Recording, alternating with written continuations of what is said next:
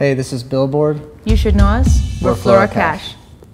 We met on SoundCloud. I was living in Stockholm and I was looking for some new music and I found Cole's music. And then I noticed her comments and went and listened to her music, and so we started talking about collaborating musically. One thing led to another. Ended up Skype chatting for 5 months, pretty much every single hour of the day, and then she came to Minneapolis. The last TV show we binge watched. The Office. Yeah, but also South Park. Oh yeah. But I have this thing where, like, when we're on the road and we're in hotel rooms, and I never do this any other time, but I get really into HGTV. It's very homey, so I yeah, like that. it is homey. Yeah, literally. Last movie that made me cry was Good Will Hunting. Yeah, and I cried like 10 times. You that. did? That movie is, I think it's a masterpiece. It's pure genius. I saw this movie on a plane. That's kind of maybe it's a chick flick or not, but I think it's like I Feel Pretty or something like that. And I actually cried. It was beautiful.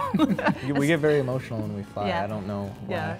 Yeah, we do actually. Yeah. We talk about deep stuff and we cry. I think it's because you're literally less grounded. Who would we collaborate with, dead or alive? Who would you collaborate with?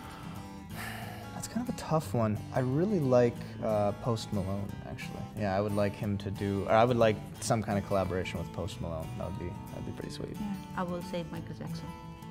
Yeah. I think we both made music when we were like little kids, but neither one of us at that point, like, we didn't have musical families in the sense of like encouraging us to learn instruments. But sing it. But we used to write songs as kids.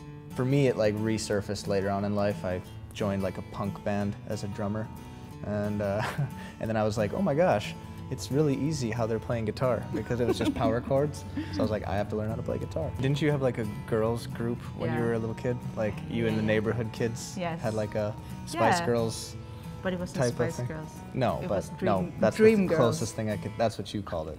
You hijacked my question. I'm sorry? No, it's okay. You mean your answer? I mean the answer. No, it's okay. Sorry. I'll hijack yours too. Good. The first place we ever performed together was in Park Rapids, and it was county fair. Yeah, there was a county fair, and we had like 2 days to learn a song, and we covered Home by Edward Sharpe and the Magnetic Zeros. Yeah. If we had to describe our music in one word, what would it be? Healthy? Healthy? Yeah. Like you would eat it healthy? No, but I mean like not bad for you. I must say, like I could agree with that. Yeah. Actually, that's a pretty good answer. Healthy. For now, it's healthy. The inspiration behind You're Somebody Else. I lit a candle in the kitchen and started playing a riff, and we both were like, oh, that's a great riff. And then I think it just kind of became a therapy for us. We just felt like that we weren't who we wanted to be. So like literally, you know, you look like yourself, but you're somebody else was how we felt. It's not a race to the end.